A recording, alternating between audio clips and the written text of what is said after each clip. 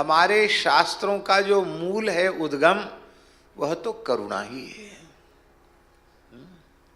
गुरुजी, करुणयाः पुराण गुह्यम, करुणयाः पुराण गुह्यम तम व्यास सूनु मुपयामि ग्रहम, क्या गुरुम मुनि नाम। करुणयाः, करुणा न होती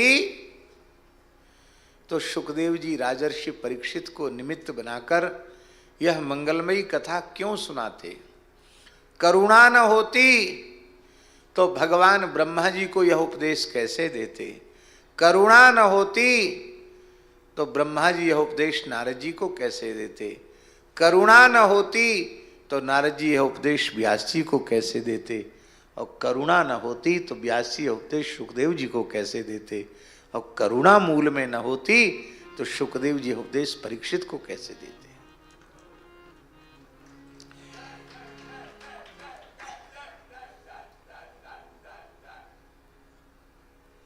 मूल में करुणा ही है,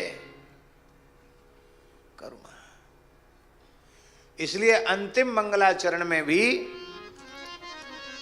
कस्मै येन विभासितो यमतुलो ज्ञान प्रदीपः पुरा तद्रूपेण च नारदाय मुनये कृष्णाय तद्रूपिणा योगीन्द्राय तदात्मनाथ भगवद्राताय कारुण्यतः।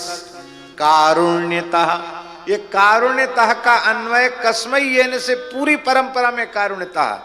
तत्शुद्धम विमलम विशोकमृतम सत्यम परम।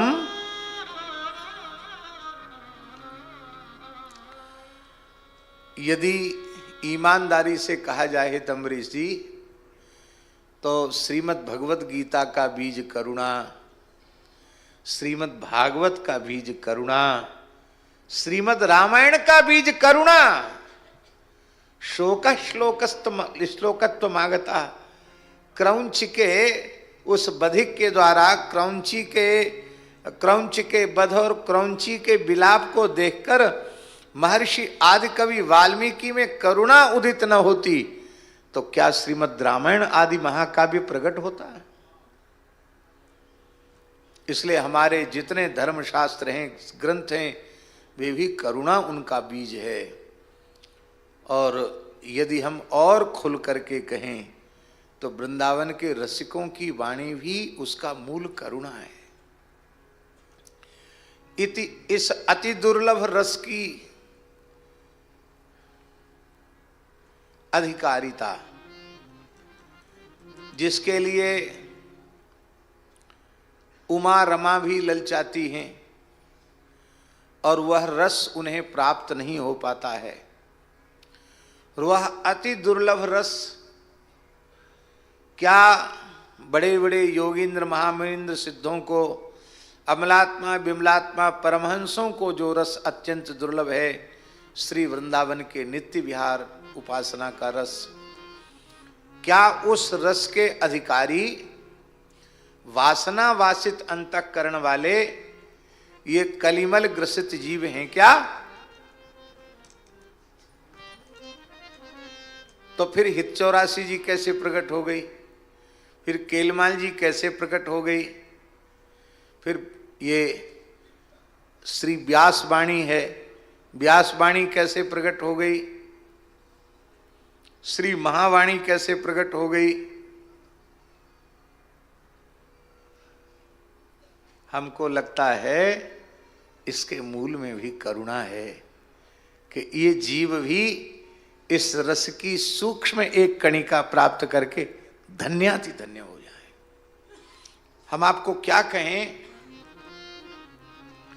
श्री स्वामी अग्रदेवाचार्य जी के अवतरण के प्रसंग में आता है कि जब प्रभु श्री राम रामानंदाचार्य रूप में लीला करके बहुत काल बपुधारी के प्रणत जनन को पार दियो, श्री रामानंद रघुनाथ ज्यों द्वितीय सेतु जग तरण कियो, दीर्घ काल तक धराधाम पर विराजमान होकर जब अपनी लीला संवरण करके आचार्य चरण नित्य साकेत पधारे, बड़ा उत्सव हो रहा था साकेत में। ठाकुर जी भी सारी धरती पर वैष्णव धर्म के प्रचार प्रसार को देख के बड़े प्रसन्न हो रहे थे। एक एक शिष्य ने प्रशिष्य ने कितना प्रचार किया। पीपा जी महाराज, रैदास जी महाराज, कबीर जी महाराज, धन्ना जी महाराज, सेन जी महाराज। समाज का कौन सा ऐसा वर्ग बचा जो भगवत भक्ति को प्राप्त करके धन्य न हुआ हो। भगवान बड़े प्रसन्न हो रहे थे कि सर्वे प्रपत्तेर अधिकारिण सदा कह करके मैंने सबके लिए शरणागति के द्वार खोल दिए। वैकुंठ गोलोक साकेत के द्वार सबके लिए खुल गए। अब बेरोक टोक कलिकाल के जीव भी मेरे नित्य धाम को प्राप्त कर सकते हैं। और प्रभु ने कहा भी, लेकिन श्री जानकी जी ने प्रसन्न होकर सुना तो सही, पर वे मुस्कुरा कर रह गई। कुछ उन्होंने कहा नहीं, बोली नहीं। तो श्री राम जी ने पूछा कि हे प्राण वल्लभे, हमारी इस आचार्य रूप में प्रकट लीला आपको प्रिय नहीं लगी क्या? अथवा इसमें कोई काम नहीं हुआ क्या? कोई न्यूनता रह गई क्या? तो श्री किशोर जी ने कहा, नहीं नहीं, आप तो परिपूर्ण हैं। आप भला अवतार लेकर लीला करें तो उसमें अधूरापन कहाँ रह सकता है। लेकिन अब आप पूछ ही रहे हो तो मैं बतला रही हूं। आपने अपने नित्य धाम की प्राप्ति का द्वार तो खोल दिया, लेकिन कोई जीव इस कलिकाल में आपकी श्री महल टहल प्राप्त करना चाहे सखी सहचरी भाव से, उस मार्ग को तो आपने गुप्त ही रखा है।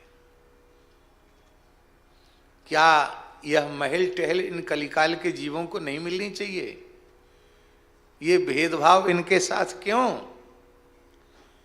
श्री ठाकुर जी के नेत्र भर आए। धन्य है करुणामयी, आप यह दिव्य महल का रस, कुंज का रस, निकुंज का रस इन जीवों को प्रदान करना चाहती हैं। लेकिन यह रस, इसकी अधिष्ठात्री रसेश्वरी तो आप हैं, और आपकी कायव्यूह स्वरूपा सखी सहचरी, इनकी कृपा से हमको रस मिलता। ठाकुर जी ने कहा, तो ये तो आप प्रकट करो या आपकी कोई सखी प्रकट करे। तब श्री जानकी जी ने चंद्रकला जी की ओर देखा। आचार्या हैं, प्रधान सखी हैं। सखियों वो चंद्रकला जी हैं, और भाइयों में वो प्रेम मूर्ति भरतलाल जी, दो स्वरूप हैं उनके। जैसी चंद्रकला जी की ओर देखा तो कि ये हमको धरती पर भेजना चाहती है, तो मैं अपनी स्वामिनी का वियोग कैसे सह पाऊंगी, प्रियालाल की सेवा कैसे छोड़ पाऊंगी, इतने समय तक इनसे पृथक कैसे रह पाऊंगी।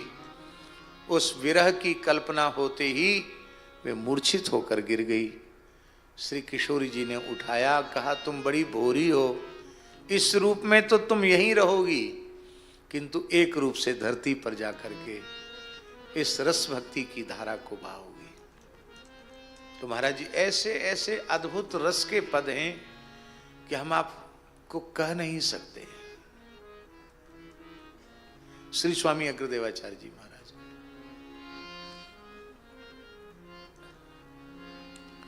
तो कहने का आशय हमारा यह है कि अत्यंत सुसूक्ष्म दुर्लभ गोप्य रस, जिसको पुराणों में भगवान व्यास जी ने रास पंचाध्यायी आदि प्रकरणों के माध्यम से सूत्रात्मक रूप से संकेत किया, उस रस को इन आचार्यों ने इतने प्रचुर मात्रा में कैसे गाया? उसके मूल में भी करुणा ही है। इसलिए कहते हैं कि हे भगवन, हाँ, इसलिए मैत्रेय महर्षि कह रहे हैं कि करुणा से भगवान श्री कपिल द्रवित हो गए और कहने लगे, बोले देखो माताजी, साधकों के भाव के अनुसार भक्ति योग का अनेक प्रकार से प्रकाश होता है। स्वभाव और गुणों के भेद से मनुष्यों के भाव में भिन्नता आती है। जन्मांतरीय संस्कार पृथक पृथक होने के कारण, उन जन्मांतरीय संस्कारों के कारण हर व्यक्ति की प्रकृति अलग होती है, उसका स्वभाव अलग होता है और उसके अनुरूप उसके भाव में भी भिन्नता आ जाती है। इसीलिए सात्विक पुरुष, राजस पुरुष और तामस पुरुष वो जन्मांतरी संस्कार के कारण होते हैं, और कोई कोई भाग्यशाली गुणातीत पुरुष भी होते हैं जो अभिसंधायो हिंसाम दंभम मात्सर्यमेव वा सन्नम्भी भिन्न दृक् भावम मयि कुर्यात् स तामसः।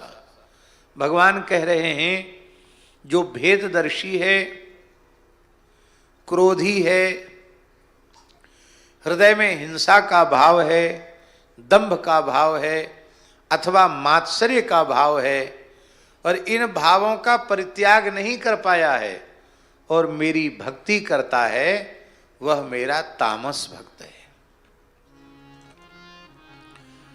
जो पुरुष विषयान अभिसंधाय यस ऐश्वर्यमेव वा, विषय का निर्धारण करके कि हमको हमारे जीवन की मंजिल लक्ष्य ये है, लौकिक लक्ष्य, यश कीर्ति की कामना से, ऐश्वर्य की कामना से, राजोपचार महाराजोपचारों से प्रतिमा में मेरा पूजन करता है, वह मेरा राजस भक्त है। और आगे बोल रहे हैं कर्म निर्हार मुद्दिश्य परस्मिन् वा तदर्पणम यजेद्यष्टव्य मिति वा पृथक भावः स सात्विकः। सात्विक पुरुष अपने भीतर यह बात पक्के रूप में समझ लेता है कि अनंत जन्मार्जित पापों की जो राशि है उसका क्षय बिना भगवत भक्ति के संभव नहीं है। ऐसा वह अपनी विमल बुद्धि के द्वारा निश्चय कर लेता है और फिर भगवान को अपना समर्पण कर देता है और उनकी पूजा करना, उनका अर्चन करना, अष्टयाम सेवा करना उसे अपना कर्तव्य मानता है। लेकिन अभी भेद बुद्धि उसकी समाप्त नहीं हुई है, भेददर्शी है, भेद बुद्धि उसकी बनी हुई है, वह मेरा सात्विक भक्त है।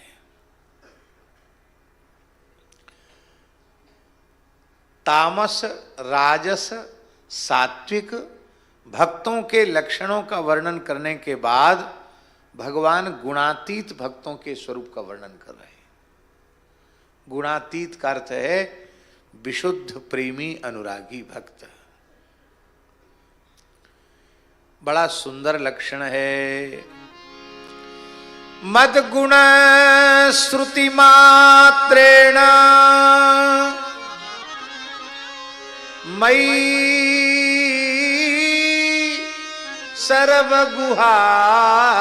सर्वगुहाशये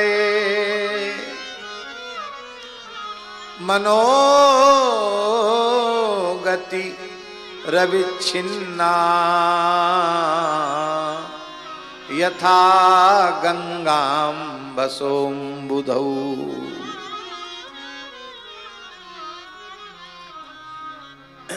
यथा गंगाम्बसोम्बुधौ, अम्बुधौ माने समुद्रे, यथा गंगा। आप लोगों में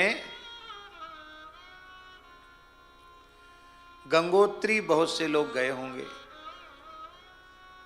दास भी गया गंगोत्री। गंगोत्री से थोड़े ऊपर चलो तो गोमुख आता है, जहां से गंगा जी निर्गत होती है। गोमुख जाने पर कितनी बड़ी धारा है गंगा जी की? कितनी बड़ी है? हाँ, छोटी धारा है। आप चाहें तो छलांग लगा के उधर जा सकते हैं। छोटी धारा है गंगा जी की। और महाराज जी रास्ते में कितने बड़े बड़े पर्वत हैं। चलती हुई गाड़ी से इधर देखो तो लगता है कि भगवान, ऊपर तक देख नहीं सकते, कितने ऊंचे तक पर्वत हैं। और इधर देखो तो गंगा जी पतली धारा के रूप में है, बहुत बड़ी, लेकिन इतनी गहराई में है कि धोखे से कहीं स्टेयरिंग घूम गई तो संस्कार के लिए भी कुछ नहीं मिलेगा। बस जय सिया राम। बड़ा कठिन काम है। इतने बड़े बड़े पर्वत प्रतिबंधक के रूप में, रोधक अवरोध के रूप में गंगा जी के मार्ग में आए, लेकिन गंगा जी कहीं रुकी नहीं। कोई विक्षेपक उनके मार्ग में अवरोध उत्पन्न नहीं कर सका। यह गुणातीत भक्ति, पहले सूक्ष्म भक्ति की धारा प्रकट होती है। पर चाहे जितने प्रतिबंधक बीच में आवें, वो विघ्न बाधाओं रूपी बड़े बड़े पर्वतों को चकनाचूर करके वो भक्ति आगे बढ़ती है। और प्रतिक्षण वर्धमान प्रेम का स्वरूप है वह प्रीति रसधारा बढ़ती बढ़ती बढ़ती बढ़ती बढ़ती चली जाती है। गंगोत्री में आने पर उससे कई गुना अधिक जल होता है, और वहां से आने के बाद उत्तर काशी में और अधिक जल होता है। और चलते चलते महाराज जी जब गंगा सागर पहुंचती हैं गंगा जी, दास पहली बार जब गंगा सागर गया तो हमारी भीतर से बड़ी जिज्ञासा थी कि हम गंगा जी और समुद्र को मिलते हुए देखेंगे। बड़ी अभिलाषा थी कि हम देखेंगे, लेकिन वहां जाने के बाद बिल्कुल समझ में नहीं आया कि इसमें गंगा जी कौन है, समुद्र कौन है। गंगा जी का पाट इतना बड़ा, जहां से गंगा जी सागर की ओर गई हैं कि वहां थोड़ी देर गाड़ी खड़ी करके हमने जब देखा तो वो पार दिखते ही नहीं था। जल ही जल, जल ही जल, जल ही जल। हमने वहां लोगों से पूछा तो उन्होंने कहा 45 से लेकर 50 किलोमीटर चौड़ा गंगा जी का पाट है। तो 45-50 किलोमीटर तो किसी की नजर देख सकती है क्या डॉक्टर साहब? 40-45 किलोमीटर तक किसी की दृष्टि तो नहीं देख सकती। पानी पानी दिख रहा। और जब गंगा सागर पहुंचे तो हमने पूछा इधर गंगा जी किधर से आई हैं? तो सबने एक ही उत्तर दिया, ये गंगा सागर है, ये मान लो, इसमें पृथक्करण नहीं हो सकता कि ये सागर है और ये गंगा है। ऐसे ही सारी विघ्न बाधाओं को चकनाचूर करती हुई प्रेम पथ पर जो प्रेमी आगे बढ़ता चला जाए, कोई कामना, कोई संकल्प, कोई विचार भगवत प्रेम में, प्रेम की प्राप्ति में, प्रेम के अथाह समुद्र जो भगवान हैं, भक्ति की गंगा और प्रेम के अथाह समुद्र भगवान का जो मिलन है गंगा सागर में, उसमें गंगा ही सागर हैं और सागर ही गंगा हैं। दोनों मिलकर गंगा सागर हैं। न गंगा गंगा है न सागर सागर है, दोनों मिलकर गंगा सागर है। वहां पृथक्करण असंभव है। नानक लीन भयो गोविंद संग, ज्यों पानी संग पानी, है ना। अब कैसे पानी से पानी को कैसे पृथक करेंगे? पानी से पानी को पृथक किया जा नहीं सकता।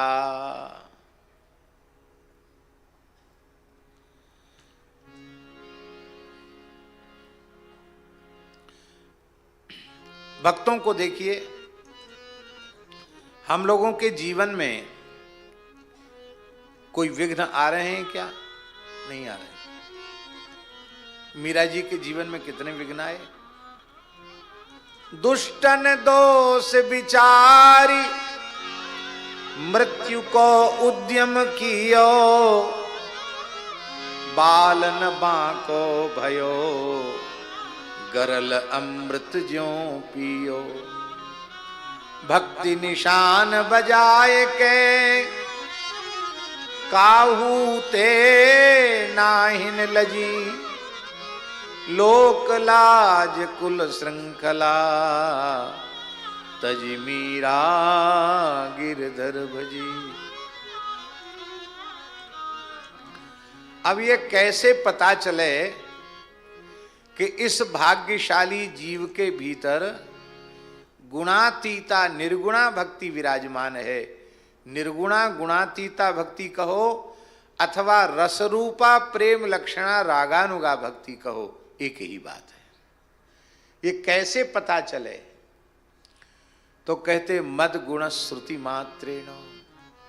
मेरी कथा कान में पड़ी नहीं कि भाव समाधि लग गई। मई सर्व गुहा से मनोगति अविच्छिन्ना।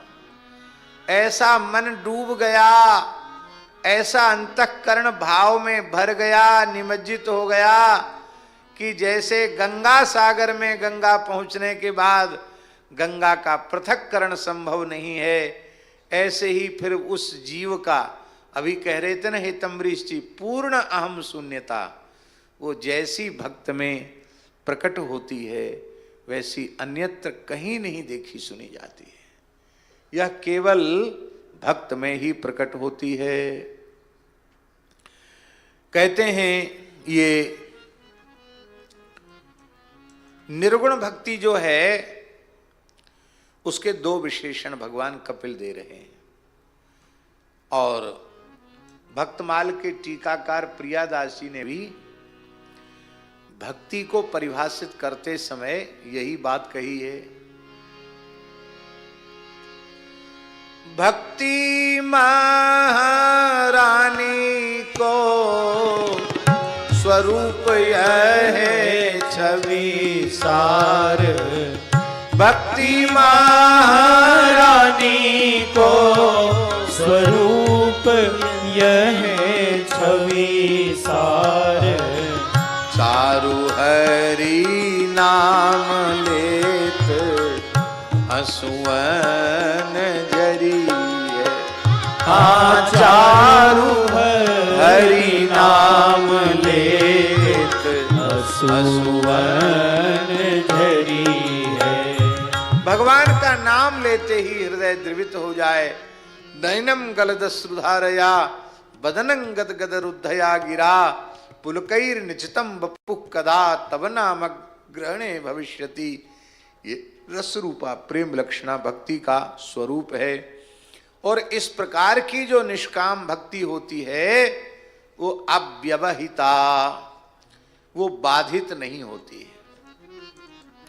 साधुओं में एक कहावत है, नई भक्ति 9 दिन खेचा तानी 10 दिन। नई भक्ति 9 दिन और खेचा तानी 10 दिन, ये है। लेकिन ये ऐसा है नहीं। भक्तों की भक्ति तो प्रतिपल प्रतिक्षण बढ़ती ही चली जाती है, वो कभी घटती नहीं है। कोई व्यवधान उसको व्यवधायक नहीं बन पाता है। वो पुरुषोत्तम भगवान श्री कृष्ण में उनकी पराभक्ति प्रकट होती है। और उस पराभक्ति का लक्षण क्या है? बोले उसका लक्षण है कि मैं उन भक्तों के सामने बारंबार प्रस्ताव करता हूं कि धर्माचरण का चरम फल है पुरुषार्थ चतुष्टय की प्राप्ति। धर्म अर्थ काम मोक्ष पुरुषार्थ चतुष्टय है। इसमें से तुम्हें क्या चाहिए ले लो। तो बोले धर्म अर्थ काम कुछ नहीं चाहिए, तो चलो मोक्ष ले लो। कहीं ये भी नहीं चाहिए। ठाकुर जी एक बहुत बड़े दुकानदार हैं। उनकी दुकान में 4 खिड़की हैं बड़ी बड़ी, एक धर्म, एक अर्थ, एक काम और एक मोक्ष। धर्म वाली खिड़की पर कुछ कम भीड़ है, अर्थ और काम वाली खिड़की पर बहुत भारी भीड़ है, इसलिए उस पर बहुत देवी देवता लगा रखे हैं कामनाओं की पूर्ति, अर्थ की पूर्ति के लिए ये अनुष्ठान करो, यूँ करो, त्यों करो, दुनिया भर का सब है। और धर्म की खिड़की पर ठाकुर जी खुद खड़े हैं, ज़्यादा वहाँ भीड़ नहीं है। अर्थ और काम की खिड़की पर भीड़ है। मोक्ष की जो खिड़की है उस पर भी हैं, पर बहुत कम, सबसे कम भीड़ मोक्ष की खिड़की पर है। पर भगवान के जो विशुद्ध अनुरागी प्रेमी गुणातीत भक्त हैं वो इन 4 खिड़कियों में से किसी खिड़की पर खड़े नहीं हैं। वो तो सीधे उस दुकान के प्रवेश द्वार से प्रवेश करके भीतर पहुंच जाते हैं। तो ठाकुर जी उनसे कहते हैं, अरे भाई तुम यहाँ क्यों आए, बाहर लाइन में लग के आओ ना, एक व्यवस्था है, एक मर्यादा है, उसमें आओ। बोले हमें आपकी दुकान की कोई चीज़ पसंद नहीं है, हमको कुछ चाहिए ही नहीं, तो हम लाइन में क्यों लगें, हम पंक्तिबद्ध होके क्यों आवें, न धर्म चाहिए, न अर्थ चाहिए, न काम चाहिए, न मोक्ष चाहिए, तो हम क्यों आवें, तब क्या चाहिए। कहते हमको, आपको सब पर दया आती है, पर आप पर दया हमको आ रही है। आप दिन रात इन जीवों की कामना की पूर्ति करते करते थक जाते होंगे, तो आपकी सेवा के लिए कोई चाहिए कि नहीं चाहिए।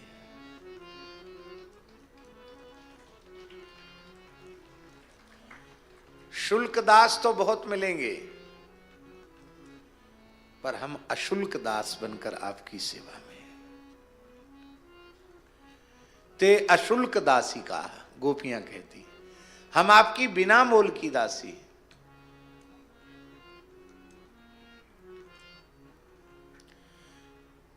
इसलिए महाराज जी लिखा है, सालोक्य सार्ष्टि सामीप्य सारूप्यैकत्वमप्युत दीयमानम न गृह्णन्ति विना मत्सेवनम जनाः।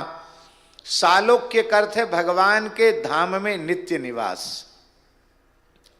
सामीप्य माने भगवान के, सार्ष्टि माने भगवान के समान ऐश्वर्य भोग, सामीप्य माने भगवान की नित्य सन्निधि, सारूप्य माने भगवान के जैसा ही स्वरूप, और भगवान के विग्रह में विलीन हो जाना, कैवल्य एकत्व, उनसे एकाकार होकर ब्रह्म रूपता को प्राप्त कर लेना, ये सब प्रकार के मोक्ष मैं अपने भक्तों के सामने प्रस्तुत कर देता हूं। छांट लो इनमें से कौन सा चाहिए तुमको। बोले ये भी हमको नहीं चाहिए। बिना मत सेवनम जना, बिना मत सेवनम जना का अर्थ है कि यदि इस आपके द्वारा प्रदत्त मोक्ष में भी आपकी निष्काम सहज सेवा का सुख नहीं है, अष्टयाम सेवा का सुख नहीं है, तो जो ग्राहक हो उनको दीजिए। हम इस मोक्ष के ग्राहक नहीं हैं, क्योंकि अर्थ न धर्म न काम रुचि, गति न चहो निर्वाण, जन्म जन्म रति राम पद यह वरदान। इसलिए एक श्लोक है, बहुत प्रसिद्ध है, आप सब जानते ही हैं, अकामः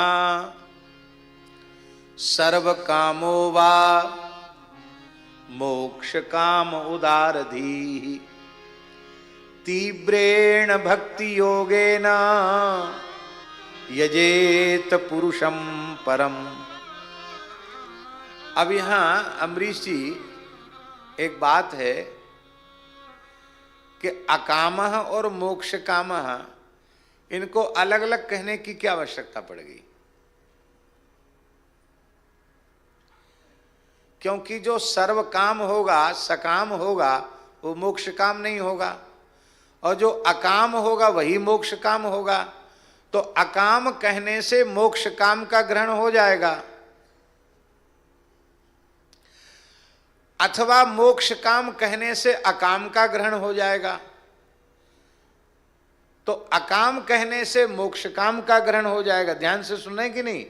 अकाम कहने से मोक्ष काम का ग्रहण हो जाएगा और मोक्ष काम कहने से अकाम का ग्रहण हो जाएगा। फिर ये अलग अलग दो क्यों कहा जा रहा है? अकामो मोक्ष कामो वा, अकामा सर्व कामो वा मोक्ष काम उदारधि, ऐसा क्यों कह रहे हैं? ऐसा लगता है भगवत कृपा, संत कृपा, गुरु कृपा से कि अकाम शब्द से निष्काम प्रेमी भक्तों का भगवान स्मरण कर रहे हैं और मोक्ष काम से ज्ञानियों का स्मरण कर रहे हैं और सर्व काम से सकाम भक्तों का स्मरण कर रहे हैं। इसलिए जैसी निष्कामता भगवान के भक्त में होती है, वैसी निष्कामता सांख्य योग ज्ञान आदि के साधन के पथ पर चलने वाले साधकों में भी वैसी निष्कामता नहीं होती है, क्योंकि उनका प्राप्तव्य तो मोक्ष है।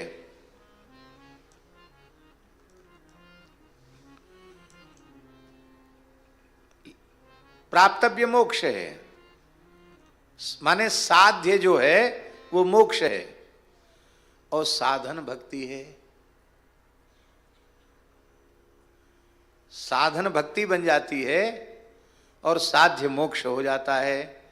किंतु प्रेम पथ के जो पथिक होते हैं उनमें साधन भी प्रेम और साध्य भी प्रेम, साधन भी भक्ति और साध्या रसरूपा प्रेम लक्षणा भक्ति, यही साध्या है और यही साधन भी है।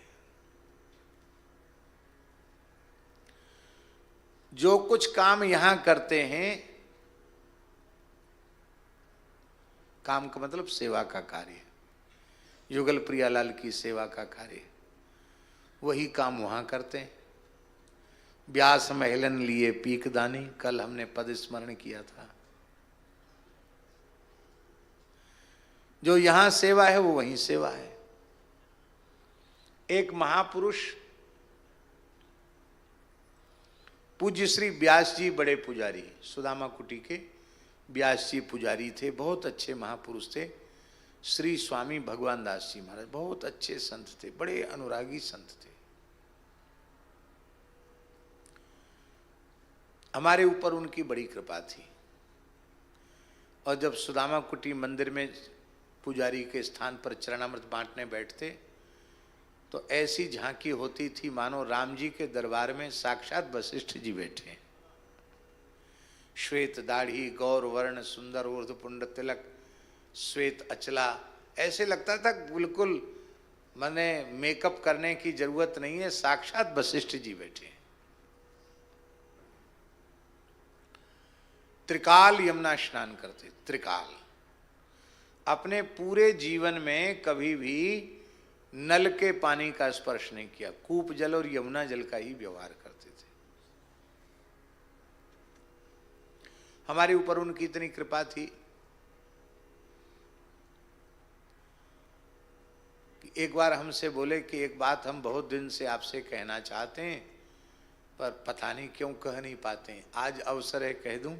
कहिए महाराज जी। बोले जब हम मंदिर में किशोरी जी के श्रीअंग का श्रृंगार करते हैं, मंदिर में किशोरी जी का श्रृंगार वही करते थे,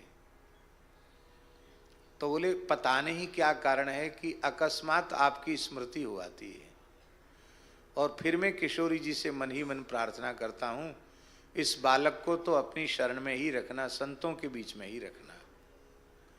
ऐसा कहकर बहुत भावुक हो गए। बोले मुझे किसी का स्मरण नहीं होता पर पता नहीं क्या बात है, आप स्मृति में आ जाते हैं।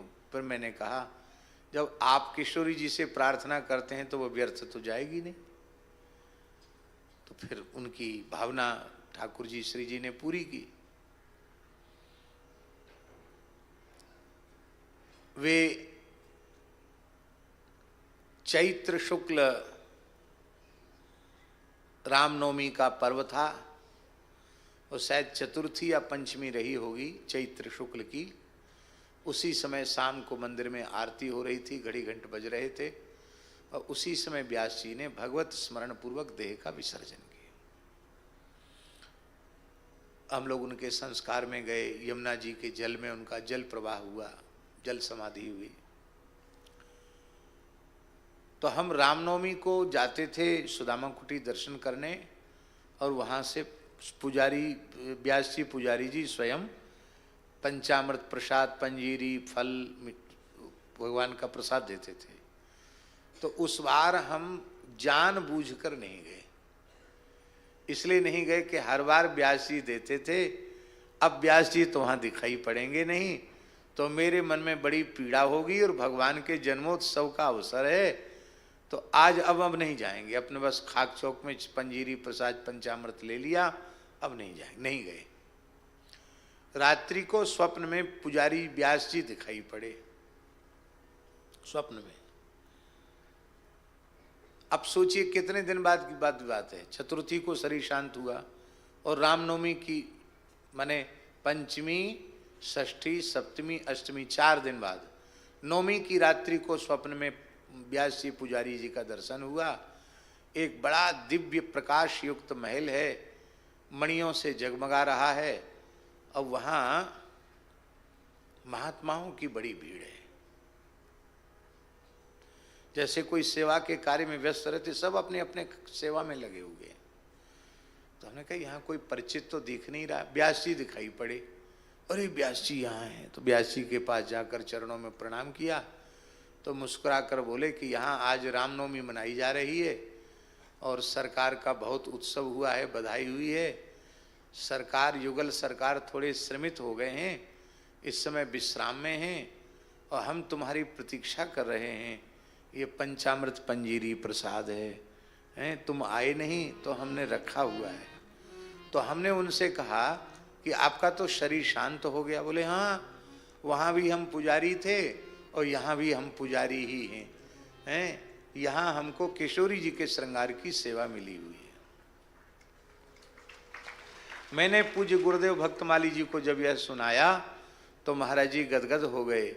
बोले यहाँ जो कीर्तन सुनाते हैं वहाँ भी कीर्तनियाँ बनते हैं, यहाँ जो कथा सुनाते हैं वहाँ भी कथा ही सुनाते हैं, और यहाँ जो ठाकुर जी की जो सेवा करते हैं, पाक सेवा करेंगे तो वहाँ महल में पाक सेवा मिलेगी। बोले देखो प्रत्यक्ष है, व्यास जी पुजारी जी ने जीवन भर यहाँ पूजा की, तो अब क्या जो साधन बना। हमारे निवेदन करने का प्रयोजन ये है कि जो साधन बना वही साध्य हो गया। क्या कहना, नाम साधन है कि साध्य? साधन भी है, साध्य भी है। विनय पत्रिका में तो गोस्वामी तुलसीदास जी महाराज ने स्पष्ट शब्दों में कहा है, विनय पत्रिका में गोस्वामी तुलसीदास जी ने स्पष्ट शब्दों में कहा है कि जिस भाग्यशाली जीव को हे प्रभु आप से अधिक आपका नाम प्रिय होता है, ताको भलो, उसी जीव का भला होता है। आदि में, मध्य में, अंत में, परिणाम में भला उसी का होता है जिसको आप से अधिक आपका नाम प्रिय है। तुलसीदास जी महाराज ये कहना चाहते हैं कि स्वयं ठाकुर जी भक्त के सामने आकर ठाड़े हो जाएं और कह दें कि देखो भाई दो चीज है, एक नाम है और एक रूप है, तो दोनों नहीं मिलेंगे, एक चुन लो, नाम ले लो या रूप ले लो। तो सच्चा जो भक्त होगा वो यही कहेगा कि प्रभु आप सर्वतंत्र स्वतंत्र हो, जहां आपको जाने का मन हो, जिस कुंज में विहार करने का मन हो वहां पधारो, आप अपना नाम हमको प्रदान कर दो। आप हमारा अपना पवित्र नाम हमारे हृदय में, हमारी परा में, हमारी पश्यंती में, हमारी मध्यमा में, हमारी वैखरी में, और कहाँ तक कहें हमारे रोम रोम में आप अपने नाम की प्रतिष्ठा कर दो। रूप को नमस्कार कर ले और नाम को ग्रहण कर ले। गोस्वामी जी विनय पत्रिका में कह रहे हैं कि उस भक्त का आदि मध्य अंत में भला ही है, उसका अनिष्ट भगवान भी नहीं कर सकते, कोई नहीं कर सकता, किसी की ताकत नहीं है उसका कुछ अशुभ अनिष्ट करने की। यहाँ हम लोग रास का दर्शन करते हैं, तो अम्बरीश जी रास के दर्शन में एक पंक्ति आती है रास के पद में, कहाँ जाएगी पतंग तेरे हाथ में है डोर, कहाँ जाएगी पतंग तेरे हाथ में है डोर, कहाँ जाएगी पतंग तेरे हाथ में है डोर, हाँ जाएगी पतंग तेरे हाथ में है डोर, बनना चे नटनी को आली नंद को किशोर, बनना चे नटनी को आली नंद को किशोर, बनना चे नटनी को आली नंद को किशोर, बनना चे नटनी को आली नंद को किशोर। सखियां कह रही हैं, हे श्यामाजू ये ठाकुर जी तो पतंग हैं, कहाँ जाएगी पतंग तेरे हाथ में है डोर। ये डोर क्या है? कबीर साहब के शब्दों में शब्द डोर गही उतरा पार, नाम ब्रह्म यही डोर है। श्री ठाकुर जी पतंग हैं तो उनकी डोर नाम है। ठाकुर जी का नाम यदि आपके पास है तो रूप की हिम्मत नहीं जो आपको छोड़ के, कहां जाएगी पतंग तेरे हाथ में है डोर।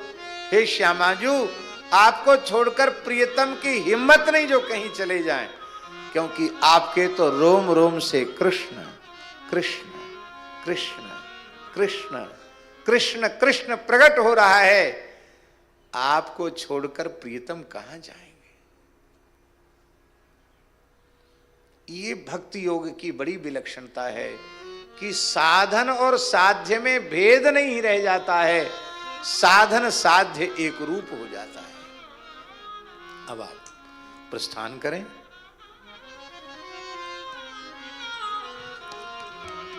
जय जय श्यामा जय जय श्याम, जय जय श्यामा जय जय श्याम, जय जय श्री वृंदावन धाम, जय जय श्री वृंदावन धाम, जय जय श्री वृंदावन धाम, जय जय श्री वृंदावन धाम। महाराज जी एक विशेष बात कह रहे हैं, स एव भक्ति योगाख्य आत्यंतिक उदाहृतः ये नातिव्रज्य त्रिगुणम मदभावायोपपद्यते। भगवत सेवा के लिए मुक्ति का तिरस्कार करने वाला ये भक्ति योग, ये पुरुषार्थ नहीं है। इसको भगवान कपिल कह रहे हैं यह परम पुरुषार्थ है। परम पुरुषार्थ का अर्थ परम साध्य है। इसके द्वारा भाग्यशाली जीव गुणातीत होकर अर्थात सत्व रज तम तीनों का अतिक्रमण करता हुआ मद भावायोपपद्यते, मेरे भाव को प्राप्त हो जाता है। मेरा भाव क्या है? भगवत प्रेम, विशुद्ध भगवत प्रेम को प्राप्त करके कृतार्थ हो जाता है। निष्काम भाव से श्रद्धा पूर्वक अपने नित्य नैमित्तिक कर्मों का पालन करता है, हिंसा रहित होता है, उत्तम क्रिया योग भक्ति योग का अनुष्ठान करता है, मेरे मंगलमय श्री विग्रह का नित्य दर्शन करता है, मेरे श्रीअंग का स्पर्श करता है, श्री शालिग्राम शिला का श्री गिरिराज जी का स्पर्श करता है, पूजा करता है, स्तुति करता है, वंदना करता है और फिर समस्त प्राणियों में मेरी भावना करता है। कि समस्त प्राणियों में अंतर्यामी रूप से मैं ही विद्यमान हूं, मैं सर्वगत सर्वरूप सर्वमय हूं, इस रूप में अनुभव करता है और अधैर्य नहीं धैर्य पूर्वक साधन करता है। कितना धैर्य चाहिए? पूज्य गुरुदेव भक्तमाली जी सुनाते थे, साधन के पथ में भक्ति के मार्ग में कितना धैर्य चाहिए। तो महाराज जी बहुत सुंदर बात है, आपको सुनकर बहुत अच्छी लगेगी। पूज्य गुरुदेव भक्तमाली जी का भाव, बोले दो महात्मा थे, दोनों ही ग्रह त्याग करके तीव्र वैराग्य से युक्त होकर के घनघोर वन में प्रविष्ट हुए। और एक महात्मा तो बटवृक्ष के नीचे बैठकर भजन करने लगा और दूसरा महात्मा इमली के पेड़ के नीचे बैठ के भजन करने लगा। दोनों के भजन पर नारद जी रीझ गए और विचरण करते हुए, बीणा बजाते हुए, हरिगुण गाते हुए नारद जी आए और दोनों के पास गए। पहले बट वाले के पास गए जो बट वृक्ष के नीचे बैठा था। नारद जी के चरणों में प्रणाम किया। नारद जी ने कहा, कहो कुछ पूछना है? हाँ भगवान, बस दिन रात रोता रहता हूं, आप तो प्रभु के पार्षद हैं, बार बार वैकुंठ जाते रहते हैं, हमारी दंडोत प्रणाम कहना और उनसे पूछना कि कब मिलोगे। बोले ठीक है, कोई बात नहीं, इतनी सी बात है, हमारा तो रोज आना जाना है, हम पूछ के बताएंगे आपको। बहुत अच्छा। अब इमली के वृक्ष के नीचे जो महात्मा बैठा था उसके पास गए। उसने भी नारद जी का प्रणाम किया, वंदन किया, सत्कार किया। उसने भी यही बात कही कि दिन रात रोता रहता हूँ, भजन तो करता हूँ, पता नहीं भगवान कब दर्शन देंगे, प्रत्यक्ष कब मिलेंगे, आप तो वैकुंठ जाते रहते, पूछ के आना। नारद जी ने कहा ठीक है, पूछेंगे। तो श्री नारद जी ने सोचा कि इतना महत्वपूर्ण प्रश्न है और ये बेचारे रो रहे हैं, इतना भजन कर रहे हैं, तपस्या कर रहे हैं, तो आज ही पहले इनका ही काम कर देते हैं। तो नारद जी सीधे वैकुंठ गए और वैकुंठ गए तो बोले, महाराज वटवृक्ष के नीचे बैठे हुए जो महात्मा हैं उनका प्रश्न कि कब मिलोगे आप, और इमली के पेड़ के नीचे बैठे महात्मा कब मिलोगे आप बतावें, कब मिलोगे, कब दर्शन दोगे।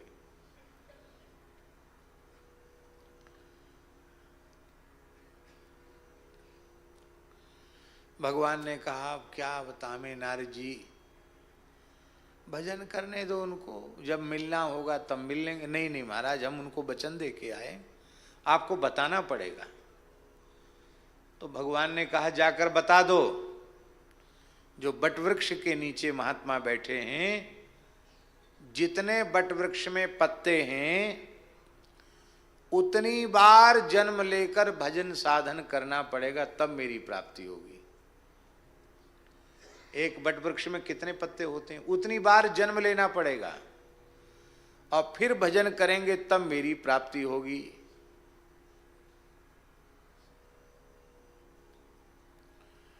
और दूसरे को बताओ।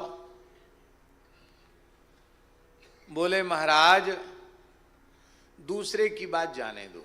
नहीं नहीं बताइए महाराज। बोले इमली के पेड़ में जितने पत्ते, कितने पत्ते होते हैं इमली में, छोटे छोटे पत्ते होते हैं, जितने इमली के वृक्ष में पत्ते हैं उतने 1000 जन्म लेकर साधन करना पड़ेगा। हैं 1000?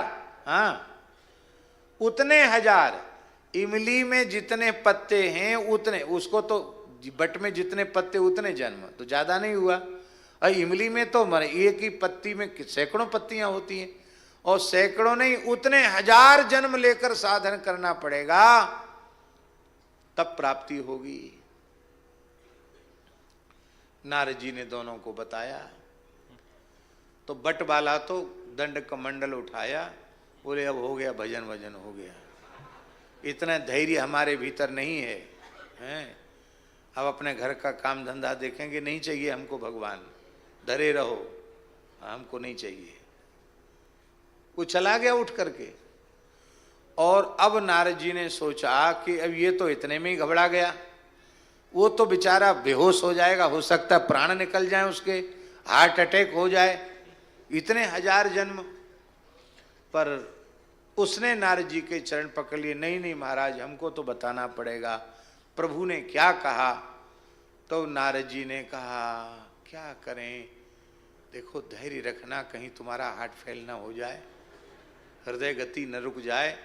देखो भगवान ने कहा है कि इमली में जितने पत्ते हैं उतने हजार जन्म लेने पड़ेंगे, भजन करना पड़ेगा, तब दर्शन होगा। इतना सुनते ही वो करताल लेकर नाचने लग गया, कीर्तन करने लग गया। बोले अरे हजार लाख करोड़ जन्म क्या, असंख्यों जन्म हम ले चुके हैं, कम से कम भगवान की ओर से आश्वासन तो मिला है। यदि भगवान कहते उतने हजार नहीं, उतने करोड़ जन्म के बाद भगवान मिलते तो भी उनकी करुणा है। इतने जन्मों तक भजन का अवसर मिलेगा, ये भजन का सुख कोई सामान्य सुख है। ओह महाराज नाचने लग गया, इतना नाचा, ठाकुर जी प्रकट हो गए। नारद जी ने कहा हमको झूठा क्यों बनाया आपने, अरे हम चले जाते, इसके बाद आप दर्शन दे देते। हमसे ही सूचना भिजवा रहे हो कि इमली में जितने पत्ते हैं उतने हजार जन्म लेने के बाद दर्शन होगा, और अभी हम यहां से बिल्कुल हटे ही नहीं, और आप शंख चक्र गदा पद्मधारी सामने आ गए। क्यों आ गए सामने? भगवान ने कहा इनके धैर्य पर में न्योछावर हो गया।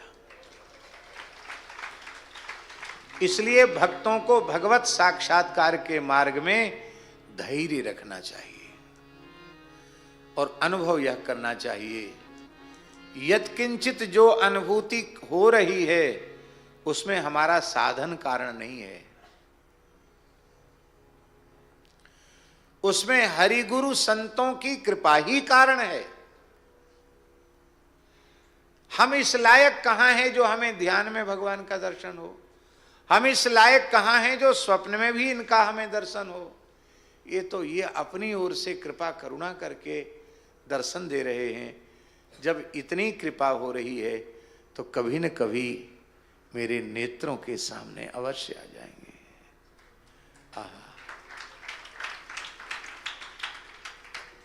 बहुत प्यारा भाव है।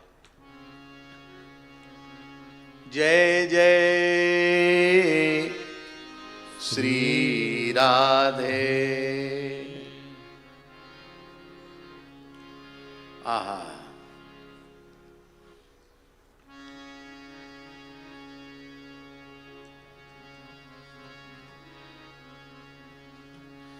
मनोहर सांवरी सूरत हमें तू अपनी दिखला जा। मनोहर सांवरी सूरत हमें तू अपनी दिखला जा। न बिगड़ेगा तेरा कुछ भी, जरा तू सामने आ जा। न बिगड़ेगा तेरा कुछ भी, जरा तू सामने आ जा। करोगे हमसे निष्ठुरता तो हिम्मत हार जाएगी। करोगे हमसे निष्ठुरता तो हिम्मत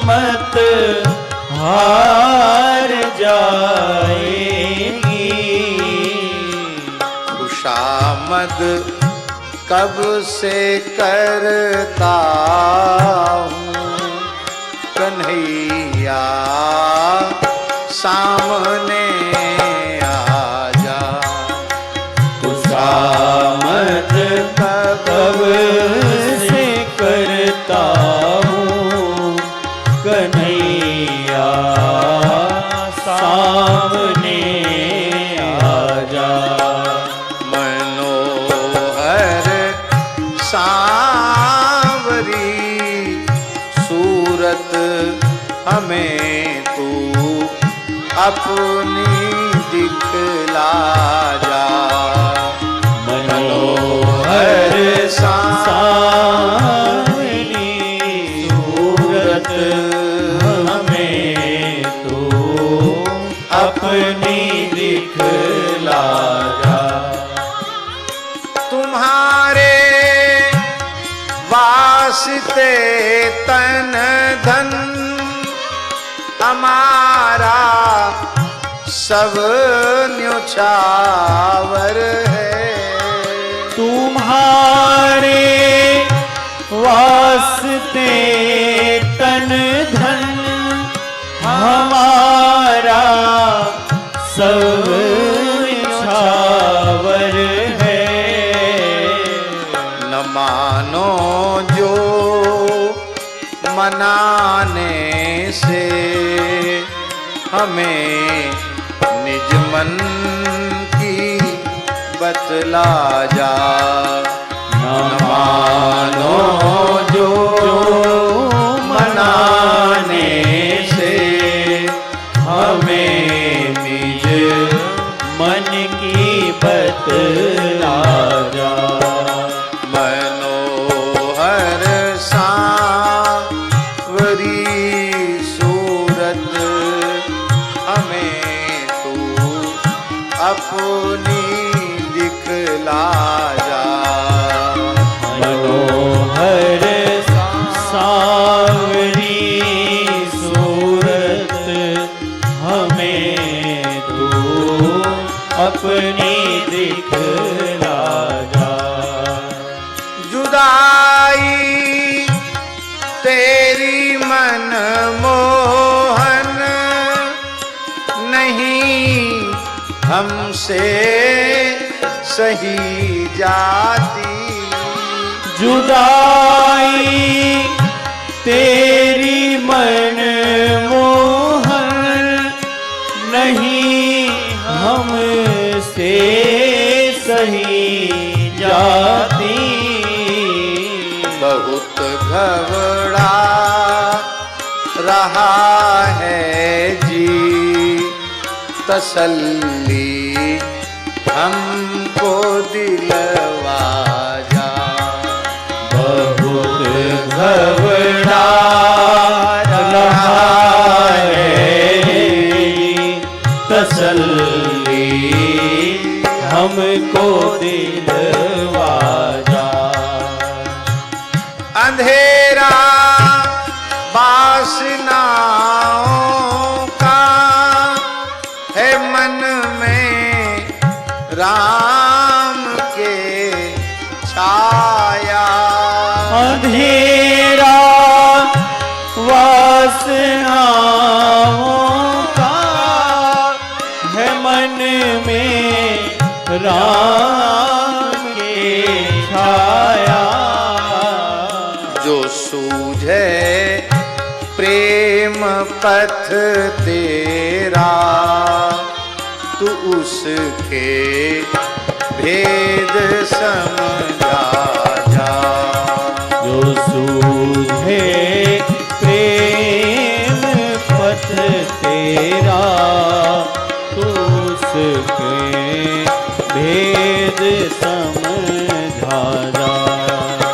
मनोहर सांवरी सूरत हमें तू अपनी दिखला जा। इस भगवत प्राप्ति के मार्ग में धैर्य की बहुत आवश्यकता है। बहुत से लोग हठ पूर्वक अन्न जल त्याग देते हैं, अथवा बहुत से लोग आवेश में आकर अपने शरीर को भी नुकसान पहुंचा देते हैं, आत्मघात जैसा कुछ कर लेते हैं। यह एक बहुत बड़ा पाप है, बहुत बड़ा अपराध है। धैर्य पूर्वक साधन करना चाहिए और भगवान से कभी हठ नहीं करनी चाहिए।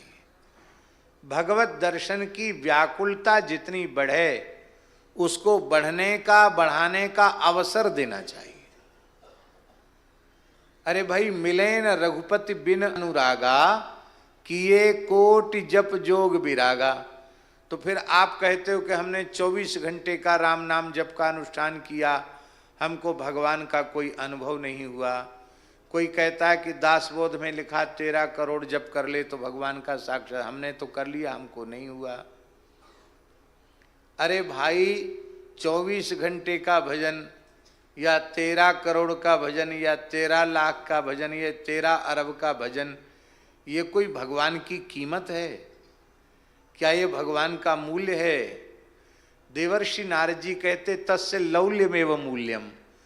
तो आप साधन कर रहे हैं, अच्छी बात है, पर भगवत दर्शन के लिए जैसी व्याकुलता चाहिए वैसी व्याकुलता आप में नहीं है। वैसी व्याकुलता नहीं तो कैसे दर्शन होगा? इसलिए उस दिव्य प्रेम को प्राप्त करने के लिए व्याकुल हृदय से प्रार्थना करनी चाहिए और भगवत साक्षात्कार के लिए धैर्य धारण करना चाहिए। भगवान ने अपनी प्राप्ति के लिए ही हमें कलिकाल में जन्म दिया है।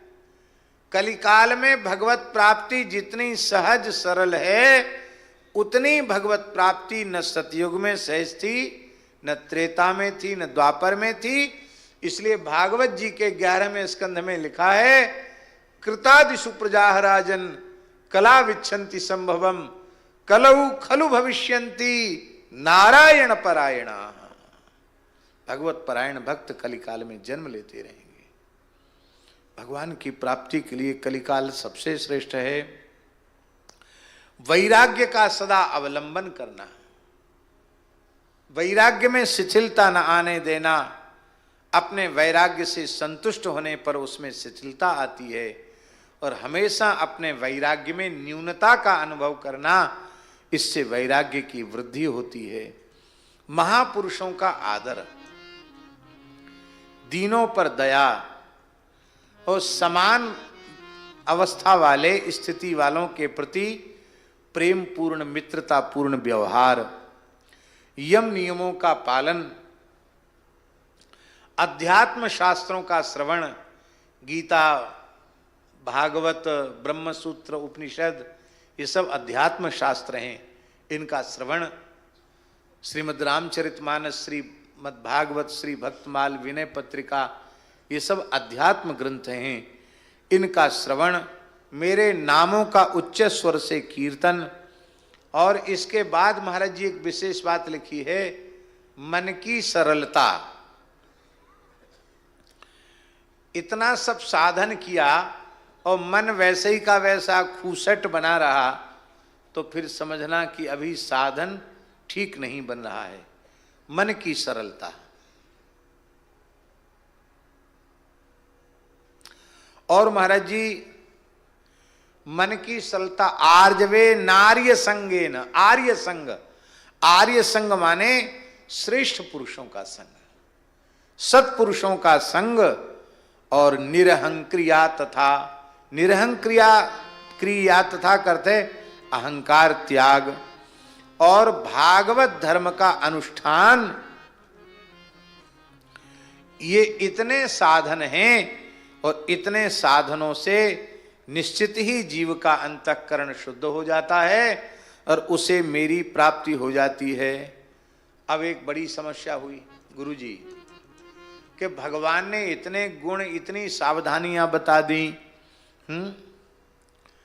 मद्धृष्ण्य निषेवितेना निमित्तेन स्वधर्मेण महीयसा क्रिया क्रिया योगेन शस्त्रेण नाति हिंसरेण नित्यसः मद्धृष्ण दर्शन स्पर्श पूजा स्तुत्यभिवंदनै भूतेषु मद्भावनया सत्त्वेन संगमेन च महता बहुमानेन दीनानाम अनुकंपया मैत्राय चैवात्मतुल्येषु यमेन नीमेन च आध्यात्मिकानुश्रवणान नाम संकीर्तनाच में आर्जवे नारी संगेन निरहं क्रिया तथा इतने साधन बता दिए कि सुनने वाला घबरा जाए, परेशान हो जाए। एक एक की प्राप्ति कठिन है, इतना हम अपने जीवन में कैसे कर पाएंगे। तो एक साधन बता रहे हैं, उस एक साधन का ईमानदारी से आश्रय लो तो ये जितने लक्षण बताए जा रहे हैं ये सब अपने आप तुम्हारे जीवन में आ जाएंगे। क्या है वो साधन? कौन सा है राघवदास जी? वो साधन है पुरुषस्यांजसाभ्येति श्रुत मात्र गुणम हिमाम। अंजसा, अंजसा माने बड़ी सरलता पूर्वक ये सारे गुण उस साधक के जीवन में, भक्त के जीवन में आ जाते हैं जो अत्यंत श्रद्धा पूर्वक मेरे गुणों का श्रवण करता है, मेरी लीलाओं का, मेरे चरित्रों का श्रवण करता है। तो ये जितने लक्षण भगवान ने गिनाए हैं वो सब के सब लक्षण श्रोता में आ जाते हैं। इसलिए कथा सुनने से मन कभी हटना नहीं चाहिए, भरना नहीं चाहिए। पर बात यही है, ईमानदारी से कहे और ईमानदारी से सुने। ईमानदारी से कहना सुनना क्या है? कृष्णार्थी बनकर कहे और कृष्णार्थी बनकर सुने। कृष्णार्थीति धनार्थीति वक्ता श्रोता द्विधा मता, यथा वक्ता तथा श्रोता तत्र सौख्यम विवर्धते, उभयोर वैपरीत्येतु रसाभासः फलच्युति।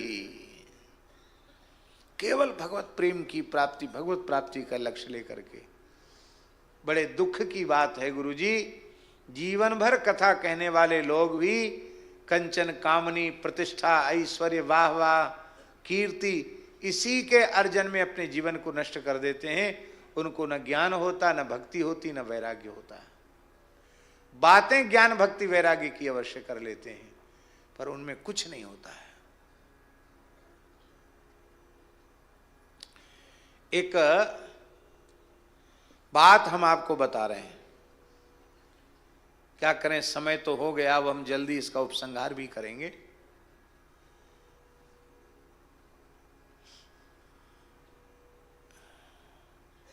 पूज्यपाद श्री रमन रीति वाले महाराज जी की बताई हुई बात है। पहले मंडली घूमती थी जमात संतों की, उसमें पठन पाठन स्वाध्याय भी होता था, विरक्तों की मंडली होती थी। तो स्वामी श्री कृष्णानंद जी महाराज थे, बहुत बड़े विद्वान थे। और ऐसा रमन रीति वाले महाराज जी बताते थे कि वो स्वामी जी, उनके यहाँ चित सुखी, खंडन खंड, खाद्य जैसे ग्रंथ ऐसे पढ़ाते थे जैसे कोई सत्यनारायण की कथा बांसता हो। ऐसे अनेक ग्रंथ जो वेदांत के चूड़ांत ग्रंथ हैं उनको पढ़ाते थे। और उनकी मंडली घूमते हुए हिमाचल प्रदेश में एक महात्मा के यहाँ गई, सन्यासी महात्मा थे। वहाँ पूरी जमात मंडली रुकी, सबके भिक्षा की और प्रसाद आदि की व्यवस्था हुई। तो स्वामी कृष्णानंद जी ने देखा कि ये जो संत हैं इनकी ब्राह्मी स्थिति हो चुकी है। ये गुणातीत पुरुष के, जीवन मुक्त पुरुष के जो लक्षण शास्त्रों में कहे गए हैं वो इनमें प्रत्यक्ष दिखाई पड़ रहे हैं। तो ये ब्राह्मी स्थिति इनको कैसे प्राप्त हुई? जो वेदांत दर्शन के श्रवण मनन निधिध्यासन से उपलब्ध होने वाली सर्वोच्च ज्ञान की जो अवस्था है, स्वस्वरूपावस्थान, ये इनका कैसे हो गया?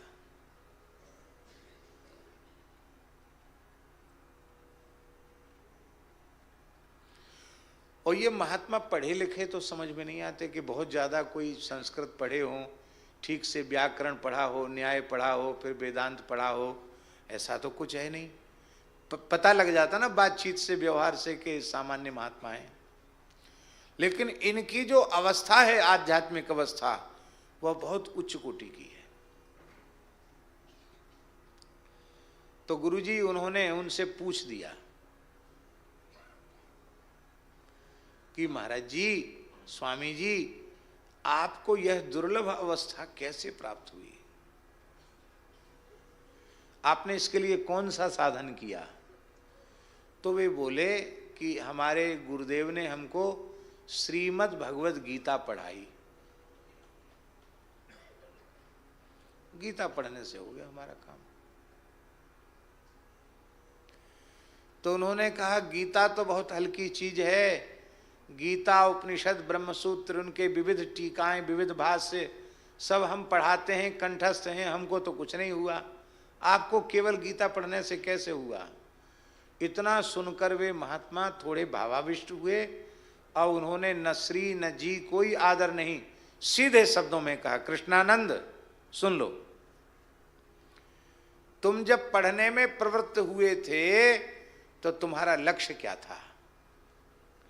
और जब हम गीता पढ़ने में प्रवृत्त हुए तो हमारा एकमात्र लक्ष्य था कि भगवान जिस तत्व ज्ञान का उपदेश कर रहे हैं अर्जुन को, हमारी उसमें स्थिति अवश्य ही होनी चाहिए। तो एक बार गीता पढ़ने से हो गया। आप कहते सुनते हैं पर आप उसका प्रयोजन क्या है? उसका प्रयोजन क्या है? आज एक प्रवृत्ति चल पड़ी है, 3 महीने में भागवत, 3 महीने में गुरुजी भागवत हो जाती है, 3 महीने में भागवत उसकी फीस निर्धारित होती है कि 3 महीने में भागवत कथावाचक बनने के लिए इतनी फीस लगेगी और 6 महीने में इतनी फीस लगेगी। उसमें जो पढ़ाने वाले हैं उनकी निजी डायरी में वो नोट किया हुआ है, उसको यदि आप नोट करेंगे तो उसकी राशि अतिरिक्त लगेगी। फिर इसके बाद वो आपको एक कथा करवा देंगे आपकी, उसका खर्च भी आपको ही वहन करना पड़ेगा। और 6 महीना में भागवत के वक्ता बनने के लिए तैयार, बहुत अच्छी बात है। जितने भागवत के वक्ता होंगे, जितनी भागवत की कथाएं होंगी, उतना ही भक्ति का प्रचार होगा, बात तो कोई खराब नहीं है। लेकिन प्रश्न यह है कि भागवत पढ़कर कथा कहने की इतनी तीव्र इच्छा लोगों के मन में क्यों है?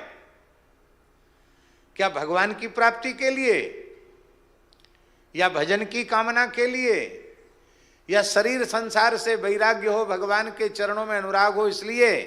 नहीं, इसलिए है कि कुछ नहीं 2 घंटे 3 घंटे नाच गाओ, कुछ गाओ बजाओ, जय जयकार वाह वाह होती है, बिना अधिक श्रम के बहुत धन भी मिलता है, बड़ा यश भी मिलता है, खूब जय जयकार होती है। फिर खूब बड़ी बड़ी ज़मीनें खरीदो, बहुत बड़े बड़े मकान बनाओ, और हो सके तो पैसा व्यापार में लगाओ। ये भी हो रहा है। अब वो उतना धन क्या करें, तो सीधे व्यापार में लगते हैं। तो लोग कहेंगे कि बताओ भागवत के कथा, अंतर्राष्ट्रीय कथा व्यास, वो अब धंधे पे उतर आए तो बदनामी होगी। तो जो धंधे में उतरे हुए लोग हैं उनको उनके व्यापार में पैसा लगा देते हैं और उनका शेयर अंश निश्चित हो जाता है कि इतना पैसा तुमको दिया जाएगा। हम किसी की निंदा के ब्याज में ये बात नहीं कह रहे हैं, किंतु इस उद्देश्य के लिए यदि भागवत का आश्रय लिया गया है तो यह दुर्भाग्य ही है। इसलिए भगवान श्री वल्लभाचार्य चरण ने, गुरुजी वल्लभाचार्य जी का एक वाक्य है, वे कहते हैं वृत्त्यर्थम नैव युंजीत प्राण कंठगतैरपि। प्राण कंठगत हो जाए तो भी भागवत की कथा को रोजी रोटी नहीं बनाना। किसान अन्न के लिए खेती करता है, भूस के लिए खेती नहीं करता, पर अन्न के साथ भूस अपने आप प्राप्त हो जाएगा। भूस के लिए कोई खेती करता क्या? ये संसार की वस्तुएं बिना मांगे, बिना जांचे, बिना चाहे अपने आप मिल जाएंगी। आकाश वृत्ति से सहज भाव से जो मिले उसको परमार्थ में करो, पर लक्ष्य केवल यही करो। इसलिए भागवत में द्वितीय स्कंध में गुरुजी स्पष्ट कर दिया गया है, भागवत कथा कहने वाला पहले संकल्प करे, यथा हरऊ भगवती नृणाम भक्तिर भविष्यति। यथा हरऊ भगवती नृणाम भक्तिर्भविष्यति सर्वात्मन्यखिलाधारे इति संकल्प वर्णय। ये पहले संकल्प कर लो कि सर्वात्मा अखिलाधार भगवान के चरणों में हमारा प्रेम हो जाए। ऐसा संकल्प करके भागवत की कथा कहो और भागवत की कथा सुनो तो एक ही जन्म में जितने लक्षण भगवान गिना रहे हैं ये सारे के सारे लक्षण आपके जीवन में अपने आप सहज रूप से अवतरित हो जाएंगे। आप कहेंगे प्रमाण बताओ। अभी प्रत्यक्ष प्रमाण के रूप में तो पूज्य गुरुदेव भक्तमाली जी के जीवन को हमने देखा है। ये जितने लक्षण भगवान गिना रहे हैं वो सभी लक्षण हमने पूज्य सदगुरु भगवान श्री भक्तमाली जी के जीवन में देखा।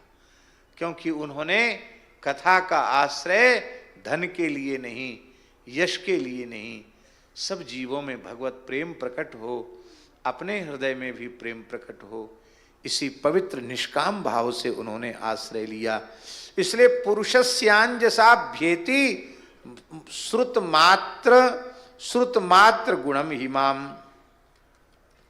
कहते हैं कि जैसे वायु के द्वारा उड़कर जाने वाला गंध अपने आश्रय पुष्प से घ्राणेन्द्रिय तक पहुंच जाता है, नासिका तक पहुंच जाता है, उसी प्रकार भक्ति योग में तत्पर रागद्वेषादि विकारों से शून्य चित्त परमात्मा को प्राप्त कर लेता है और परमात्मा को प्राप्त करके धन्य हो जाता है। बोलो भक्तवत्सल भगवान की जय। और महाराज जी यहां तक भगवान ने कह दिया कि मैं संपूर्ण प्राणियों में विद्यमान हूं।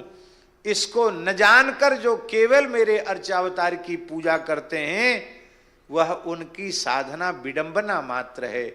और यहां तक भगवान ने कह दिया कि सभी प्राणियों में मैं विद्यमान हूं पर उनमें मेरा अनुभव नहीं करता, उनमें समादर नहीं करता, केवल अर्चा में ही मेरा पूजन करता है तो भस्मन्येव जुहोति सहा, वो भस्म की ढेरी में ही हवन कर रहा है।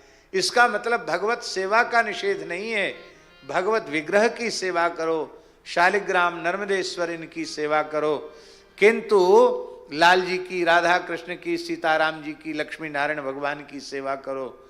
पर अनुभव करो हम जिनकी सेवा कर रहे हैं वे मेरे सेव्य प्रभु चराचर में विद्यमान हैं, सब में विराजमान हैं। इसे किसी प्राणी से द्वेष नहीं, किसी से बैर नहीं, किसी के प्रति घृणा नहीं, सबके प्रति दया, क्षमा, करुणा और उपकार की भावना रहनी चाहिए। जो दूसरों से द्वेष करता है, भेद दर्शन करता है, प्राणियों से बैर करता है, वो मेरी भक्ति करते हुए भी शांति को प्राप्त नहीं कर पाता है। इसलिए सब प्राणियों में मेरा अनुभव करना यही सबसे श्रेष्ठ ज्ञान है और सभी प्राणियों में मेरा अनुभव करना यही सबसे श्रेष्ठ भक्ति है। इसलिए क्रोध भरी दृष्टि से किसी को न देखो, सबको स्नेह भरी दृष्टि से देखो। जीवा श्रेष्ठा यजीवानाम ततः प्राणभृत शुभे ततः सचित्ता प्रबरास्ततश्चेन्द्रिय वृत्तया तत्रापि स्पर्श वेदिभ्या प्रबरा रस वेदिना तेभ्यो गंधविद श्रेष्ठा ततः शब्द विदो वरा। ये जो अचेतन पदार्थ हैं उनकी अपेक्षा चेतन प्राणी श्रेष्ठ हैं, उनसे श्रेष्ठ प्राण लेने वाले, सांस लेने वाले प्राणी श्रेष्ठ हैं, उनसे श्रेष्ठ इंद्रियों की वृत्ति से युक्त प्राणी हैं। सेंद्रिय प्राणियों में भी स्पर्श करने वाले प्राणियों की अपेक्षा रस का ग्रहण करने वाले मत्स्य आदि उत्कृष्ट हैं और रसवेत्ताओं की अपेक्षा गंध का अनुभव करने वाले भ्रमर आदि प्राणी श्रेष्ठ हैं और गंध ग्रहण करने वालों की अपेक्षा शब्द को ग्रहण करने वाले सर्पादि श्रेष्ठ हैं। उनसे भी रूप को ग्रहण करने वाले काकादि श्रेष्ठ हैं और उनकी अपेक्षा जो ऊपर नीचे दांत वाले हैं वो प्राणी श्रेष्ठ हैं। उनमें भी बिना पैर वाले श्रेष्ठ हैं, बिना पैर वालों से बहुत पैर वाले श्रेष्ठ हैं, बहुत पैर वालों से चार पैर वाले श्रेष्ठ हैं और 4 पैर वालों में से भी श्रेष्ठ 2 पैर वाला मनुष्य है। मनुष्य भगवान की सृष्टि का सबसे श्रेष्ठ प्राणी है। मनुष्य श्रेष्ठ है। मनुष्यों में ततो वर्णास्य चत्वारस्तेषां ब्राह्मण उत्तमा। मनुष्यों में 4 वर्ण हैं, ब्राह्मण क्षत्रिय वैश्य शूद्र, उनमें ब्राह्मण उत्तम है। ब्राह्मणों में जो वेद को जानने वाला वेदज्ञ ब्राह्मण श्रेष्ठ है। वेदज्ञों में भी वेदों का परम तात्पर्य जानने वाला ब्राह्मण श्रेष्ठ है। तात्पर्य जानने वालों में भी जो संशय छेदता है, संदेह को निवृत्त करने वाला वो ब्राह्मण श्रेष्ठ है। और उनसे भी वर्णाश्रमोचित अपने धर्म का निष्काम भाव से पालन करने वाला श्रेष्ठ है।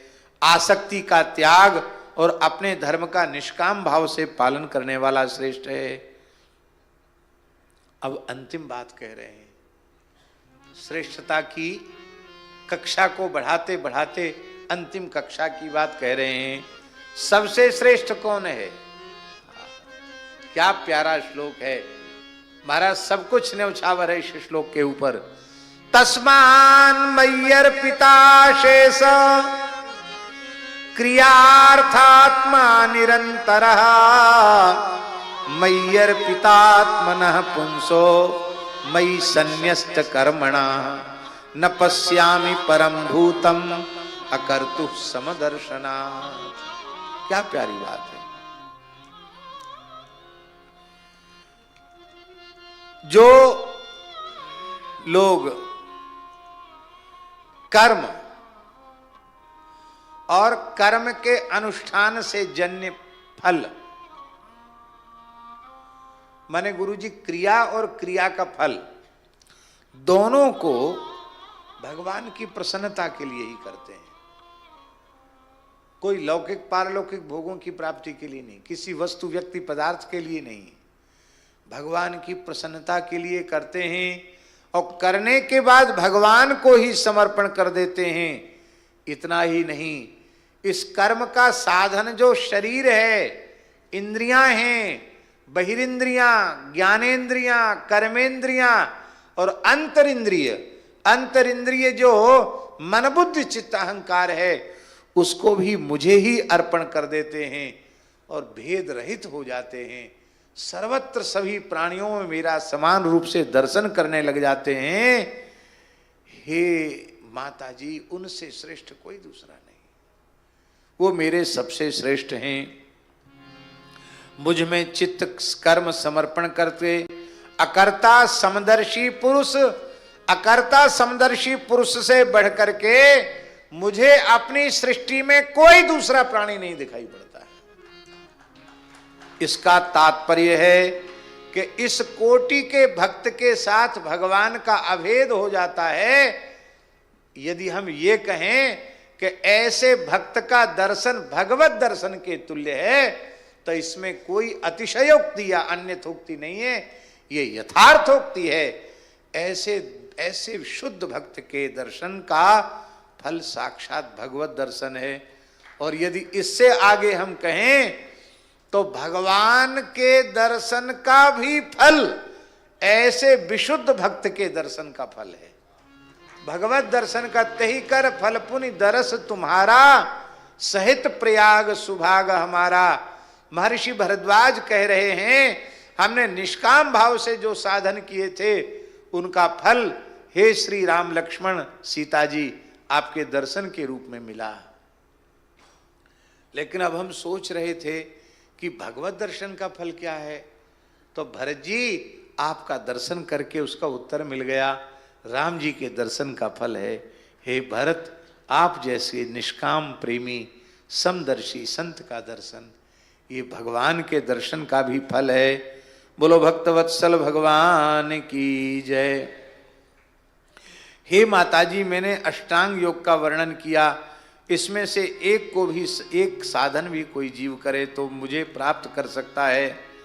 इस प्रकार से भगवान ने काल का भी निरूपण किया, प्रकृति का भी निरूपण किया और अंत में भगवान ने कहा यद भयात बाति बातो यम सूर्यस्तपति यद भयात, यद भयात वर्षते देवो भगणो भाति यद भयात।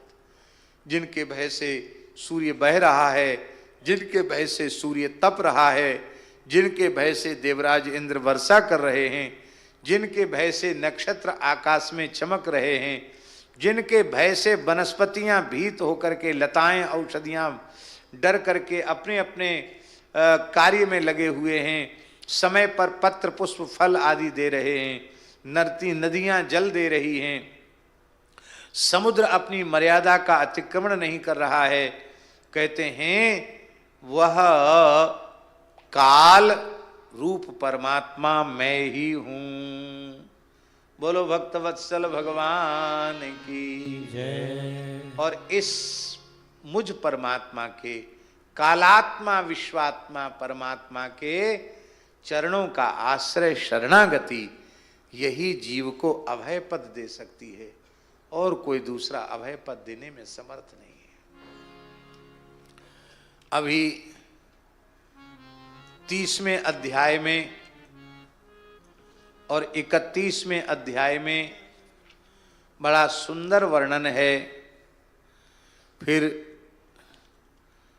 32वें अध्याय में धूम्र मार्ग, अर्चिरादि मार्ग का वर्णन है, और फिर भक्ति की उत्कृष्टता का वर्णन है, और अंत में भक्ति की उत्कृष्टता का वर्णन करने के बाद भगवान ने अपने प्रवचन को संपन्न किया है। ये जो कथा है 7 दिन तो पूरे हो गए, कम से कम 3-4 दिन की कथा अभी और है, तब होगा कपिलोपाख्यान। जैसे चल रहा है उस विधि से, और यूं तो भागवत के सप्ताह में तो 10-5 मिनट में कपिलोपाख्यान हो जाता है, हम ही कर देते हैं, 2-5 मिनट में हम ही कर देते हैं। लेकिन इस पद्धति से जैसे एक एक श्लोक के भाव का अनुभव करते हुए स्मरण किया जा रहा है, इस पद्धति से अभी कम से कम 3-4 दिन कथा और चले तब कपिलोपाख्यान होगा। और घड़ी कह रही है कि आज दिन भर सब थके हुए हैं, 8:20 होने जा रहा है, अधिक आगे बढ़ने की सलाह नहीं दी जा सकती है, हैं? तो देह गेह में आसक्त पुरुष वो अधोगति को प्राप्त होते हैं। इस बात को अच्छी प्रकार से समझना। मनुष्य योनि को प्राप्त जो जीव है उसकी गति क्या है, गर्भ में स्थित जीव कैसी स्तुति करता है उसका वर्णन है। और यहाँ महाराज जी कपिलोपाख्यान में भगवान ने 3 मार्ग बताए, एक धूम्र मार्ग बताया, एक अर्चिरादि मार्ग बताया, एक तमो मार्ग बताया। देह गेह में आसक्त पुरुषों की अधोगति ये तमो मार्ग है। कर्मकांड के माध्यम से चंद्र मार्ग का आश्रय लेकर के स्वर्गादि लोकों को प्राप्त करना, और क्षीणे पुण्य मर्त्यलोकम विशंति, ये धूम्र मार्ग है। और विशुद्ध ज्ञान का, विशुद्ध भक्ति का जो मार्ग है वो अर्चिरादि मार्ग है। इस अर्चिरादि मार्ग से शुद्ध भक्त, शुद्ध ज्ञानी, शरणागत भक्त भगवान के उस धाम को जाते हैं जिस धाम के संबंध में श्रुति भगवती कह रही है, न स पुनरावर्तते, न स पुनरावर्तते। लौट करके फिर वह जीव इस दुख में, संसार चक्र में नहीं आता है। जब कोई जीव अपने देह का त्याग करता है भगवत भक्त, तो तीनों लोकों में उत्सव मनाया जाता है, उसका मरण भी महोत्सव हो जाता है। क्या? मरण शोक नहीं होता, मरण महोत्सव हो जाता है। श्री चैतन्य महाप्रभु जी की परंपरा में, गौड़ीय परंपरा में, गुरु जी विरक्त संतों को जब जल समाधि देते हैं तो जिस दिन जल समाधि होती है उसके ठीक दूसरे दिन एक उत्सव होता है।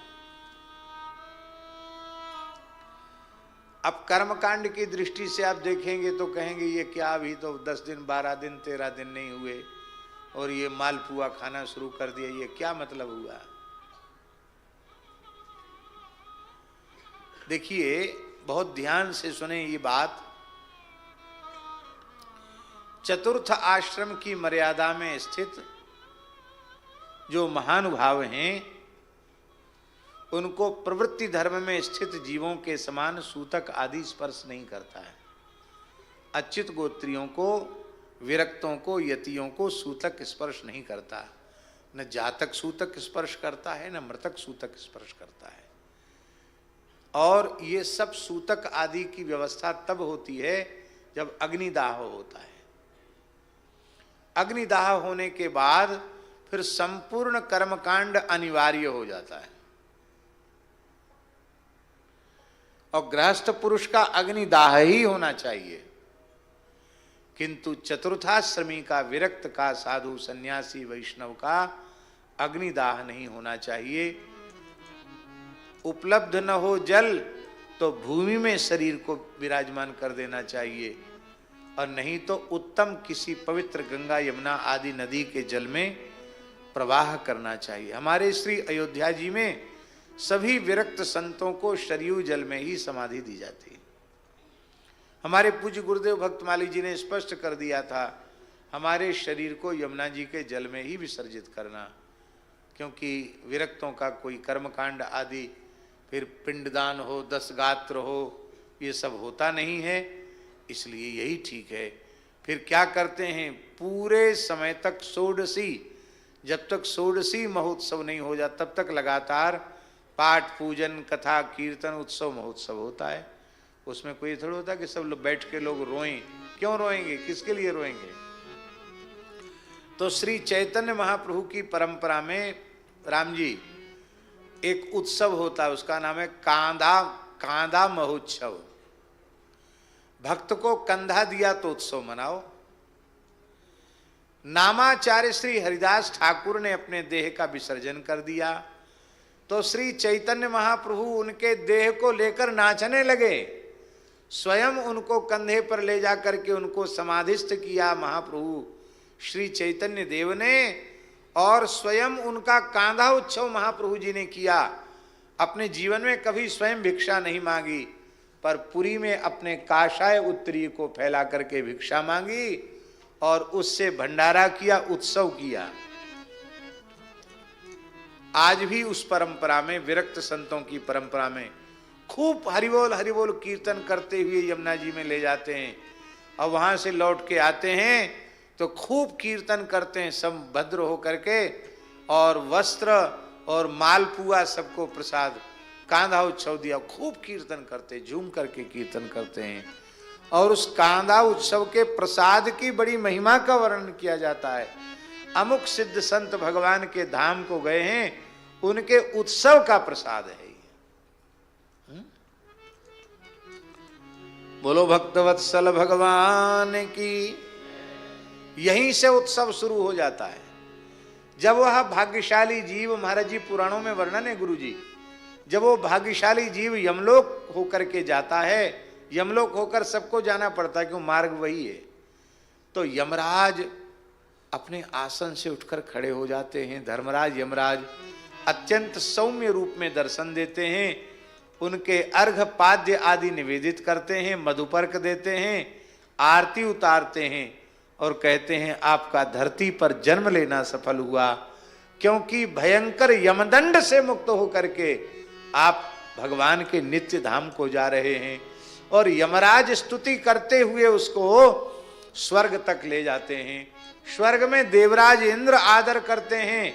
देवराज इंद्र इंद्रासन छोड़कर खड़े हो जाते हैं और कहते हैं हमने 100 अश्वमेध यज्ञ किए तब इंद्रासन प्राप्त किया, लेकिन हम पुण्य भोग करने के बाद नीचे गिरेंगे, और आप उस धाम को जा रहे हो जहां जाने के बाद नीचे गिरने का भय समाप्त हो जाता है, इसलिए आप तो हमसे भी श्रेष्ठ हो। देवराज इंद्र स्तवन करके महरलोक तक उसको ले जाते हैं, और महरलोक निवासी जो प्रजापति हैं वो उनका स्तवन करते हुए कहते हैं भक्त का कि आज हमारा प्रजापतित्व सार्थक हो गया, क्योंकि आप यहाँ तक आ गए और मेरे लोक का भी अतिक्रमण करके आप भगवान के धाम को जाने वाले हैं। फिर जनलोक में जहाँ सनकादिक ऋषि निवास करते हैं, वो जनलोकवासी ऋषि वे भी उस भक्त की स्तुति करते हैं गुरु जी कि धन्य हो तुम जनलोक को भी अतिक्रमण करके तपलोक को जाओगे, तपलोक का भी अतिक्रमण करके सत्यलोक को जाओगे और सत्यलोक का भी अतिक्रमण करके त्रिपाद विभूति भगवान के नित्य वैकुंठ गोलोक साकेत को प्राप्त करोगे, तुम्हारा जीवन धन्य है। तो वे जनलोक के ऋषि तपलोक तक ले जाते हैं, तपलोक के ऋषि सत्यलोक ब्रह्मलोक तक ले जाते हैं, और जब वह जीव ब्रह्मलोक में जाता है तो ब्रह्मा जी भी उठकर उस जीव का आदर करते हैं और उसको प्रेम से गुरुजी अपनी गोद में बिठा लेते हैं और कहते हैं कि ब्रह्मा भगवान ने जो सृष्टि करने की मुझे आज्ञा दी थी आज वह पूर्ण हो गई, क्योंकि मेरी सृष्टि का एक जीव मेरे लोक को भी लांघ करके भगवान के धाम को जाने वाला है। आप ब्रह्म भुवनाल लोका पुनरावर्तिनोर्जुन, ब्रह्मलोक तक जाकर के नीचे आना पड़ेगा, भगवान के धाम में जाने के बाद लौटकर आना नहीं पड़ेगा। ब्रह्मा जी स्तुति करते हैं और इसके बाद वो जब भगवान के नित्य धाम को जाता है तो सबसे पहले धाम की प्रकृति मंडल की सीमा का जब पूरी तरह अतिक्रमण कर लेता है, स्थूल शरीर यहीं नष्ट हो जाता है, कारण सूक्ष्म शरीर जाते हैं, पर जैसे ही गुरुजी वह विरजा स्नान करता है, विरजा स्नान, ये यमुना जी ही विरजा हैं गोलोक के बाहर बहने वाली, श्री सरयू जी ही विरजा हैं साकेत के बाहर बहने वाली, इन विरजा में जब वह स्नान करता है जीव, तो गुरुजी विरजा स्नान करते ही उसका सूक्ष्म और कारण ये दोनों शरीर निवृत्त हो जाते हैं। जब सूक्ष्म और कारण की भी निवृत्ति हो जाती है तब उनकी उपासना भावना के अनुसार उसको सिद्ध देह प्राप्त हो जाती है। अब वो देह चाहेगा तो देह मिलेगी, देह नहीं चाहेगा तो भगवान में लीन होकर मुक्त हो जाएगा, और नहीं तो वो अपनी उपासना भावना के अनुसार भगवान का दास दासी सखा सखी जो कुछ भी भाव भगवान के प्रति रखता है उस भाव के अनुसार उसको पार्षद देह की प्राप्ति हो जाती है। और जब पार्षद देह की प्राप्ति पार्षद स्वरूप से जब वो भगवान के धाम में जाता है तो वैकुंठ से पुष्पों की वर्षा होने लग जाती है, जय जयकार करते हैं भगवान के धाम के निवासी। और वहां महाराज जी दो का दर्शन होता है, एक स्वाचार्य का, स्वाचार्य माने अपने श्री सद्गुरु भगवान का दर्शन होता है, जिनके द्वारा बताए गए साधन पथ पर चलकर जीव इस दुर्लभ अवस्था को पहुंचा है, वो अपने पूज्य गुरुदेव का दर्शन होता है। और दूसरे किसका दर्शन होता है? गुरु परंपरा के जो मूल आचार्य चरण है उनका दर्शन होता है। जैसे कोई श्री रामानंदीय परंपरा का साधक है तो उसके गुरुजी उसको दिखा, एक बायां हाथ गुरुजी पकड़ लेंगे और दाहिना हाथ श्री रामानंदाचार्य जी पकड़ लेंगे, चलो अब हम ठाकुर जी से तुमको मिलाते हैं। जब वहाँ श्री रामानुज संप्रदाय का वैष्णव है तो उसके गुरुदेव बाईं और दाहिनी ओर श्री भगवान भाष्यकार रामानुजाचार्य जी रहेंगे और जीव को भगवान नारायण के चरणों में ले जाएंगे।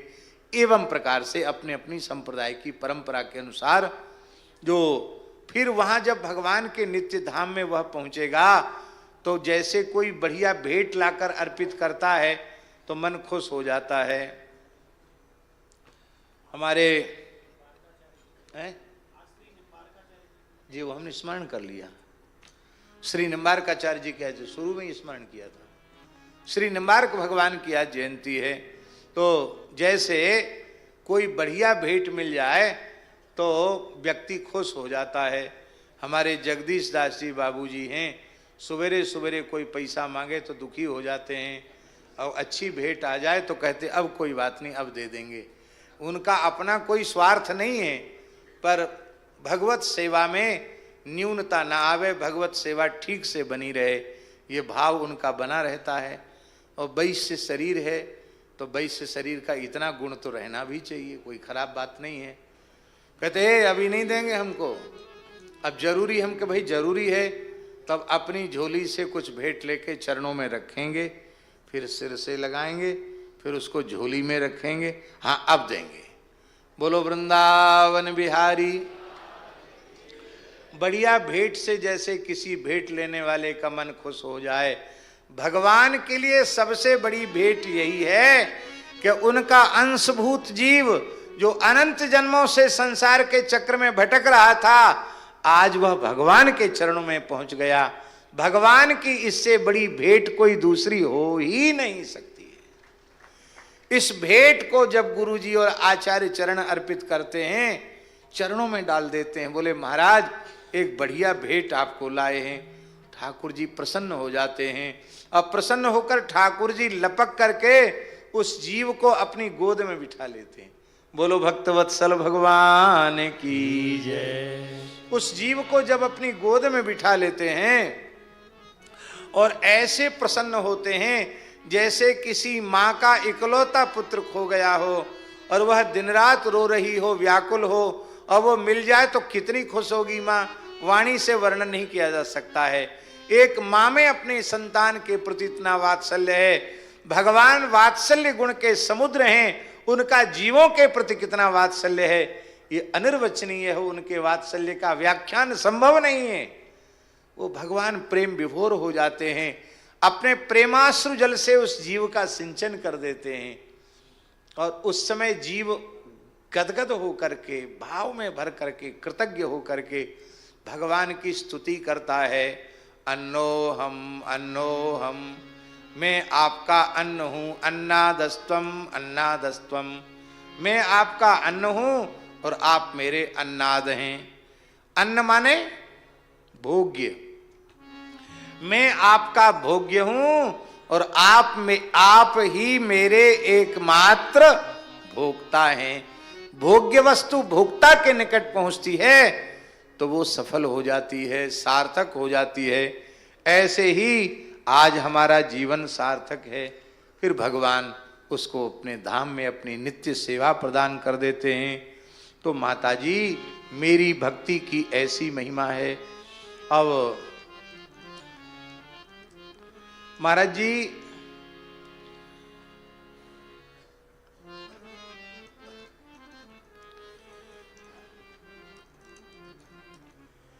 कपिलोपाख्यान की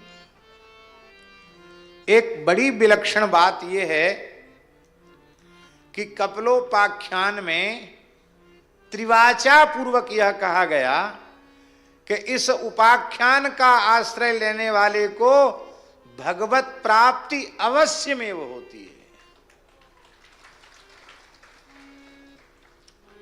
पहले कह चुके हैं भगवत प्राप्ति की बात। ज्ञानम यद ब्रह्म दर्शनम, ब्रह्म दर्शनम ज्ञानम, भगवत साक्षात्कार कराने वाला ज्ञान पहले कह चुके हैं कपिल भगवान।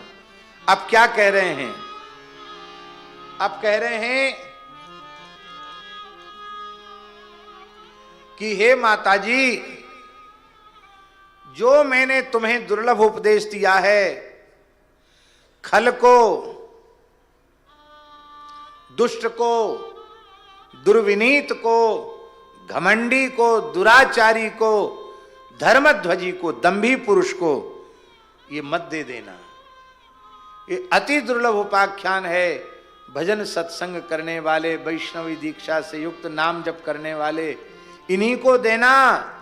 विषय लोलुप को मत देना, गृहासक्त को मत देना, जो मेरा भक्त न हो उसको मत देना, और जो मेरे भक्तों से द्वेष करता हो उसको भी न देना। श्रद्धावान को देना, भक्त को देना, विनीत को देना, दूसरों के प्रति दोष दृष्टि न रखने वाले को देना, और सब प्राणियों के प्रति मैत्री भाव रखने वाले को देना।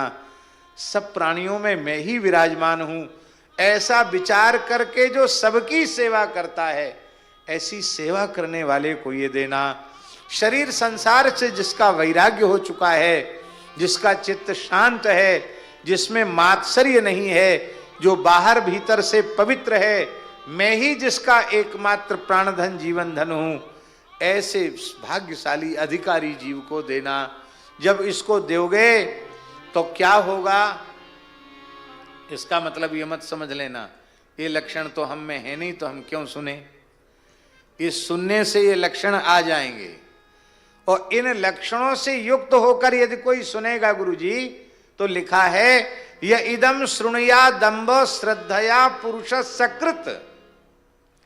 श्रद्धा पूर्वक केवल एक बार सुन लेगा कपिलोपाख्यान, यो भाविधत्ते मत चित्ता सह्येति पदवीम च मे।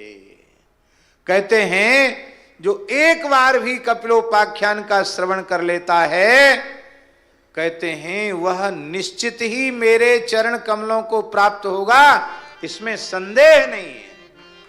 सकृत माने एक बार। पूज्य बक्सर वाले मामा जी एक बात कहते थे, सब तीर्थ बार बार गंगा सागर। इसका मतलब क्या है कि गंगा सागर एक ही बार जाना चाहिए। हमने किसी पुराण में नहीं पढ़ा कि गंगा सागर तीर्थ एक ही बार जाना चाहिए। बड़ी भारी गंगा सागर तीर्थ की महिमा है, बार बार जाना चाहिए। वो एक बार इसलिए कहते होंगे लोग, उस जमाने में वहां की यात्रा बड़ी कठिन थी, एक बार हो जाए तो बहुत समझो। पर पूज्य बक्सर वाले मामा जी कहते थे भागवत के सारे उपाख्यान बार बार, गुरुजी भागवत के सारे उपाख्यान बार बार, पर कपिलोपाख्यान एक बार। ये भागवत का गंगा सागर तीर्थ है, कपिल भगवान के ज्ञान का समुद्र और देवहूति माता की भक्ति की प्रेम की गंगा, इन दोनों का मिलन जो कपिलोपाख्यान रूपी गंगा सागर महातीर्थ है, इसमें कोई वक्ता श्रोता एक बार गोता लगा ले तो संसार सागर में एक ही बार आना पड़ेगा, फिर द्वारा किसी माता के गर्भ में प्रवेश नहीं करना पड़ेगा। 2 बार हो गई भगवत प्राप्ति, पहले फिर भगवत प्राप्ति फिर कही। अब भगवान ने कहा कि माताजी और कुछ सुनना चाहती हो तो बताओ।